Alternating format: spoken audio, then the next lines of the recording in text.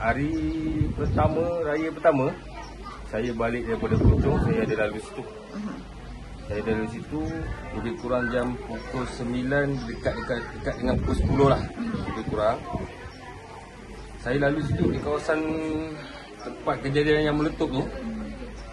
Ada pekerja sedang buat kerja. Macam dia cakap kerja-kerja mengorek ke apa? Kerja-kerja mengorek bahagian-bahagian border pipe tu lah.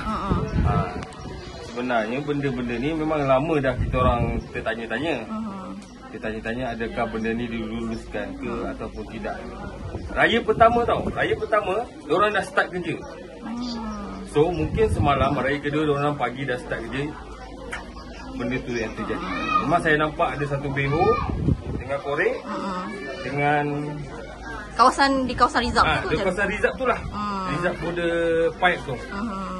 Dengan 3 orang pekerja baru lah. Itu yang saja yang saya nampak lah.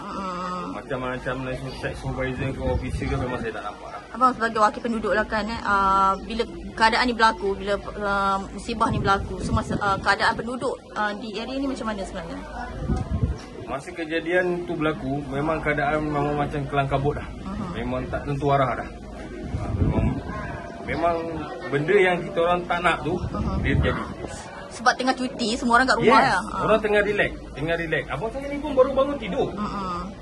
Dia dengar satu gegaran macam jet pejuang parking rumpah rumah ke apa. Tahu-tahu meletup. Dia buka pintu, api dah sampai lah. Hari saya lalu pagi memang ada orang kerja lah. Dalam tengah hari, geng-geng sebelah sana, kampung yang terjejas tu, diorang ada cakap ramai-ramai officer datang. Officer maksudnya dari? Officer daripada Petronas, segala lah, daripada MBSJ semua. Bermakna mungkin ada problem masa raya pertama tu. So, malam siang. Okay. Tengah hari. Sebab saya lalu pagi, diorang dah kerja. Tengah hari diorang dah ada ramai officer kat situ.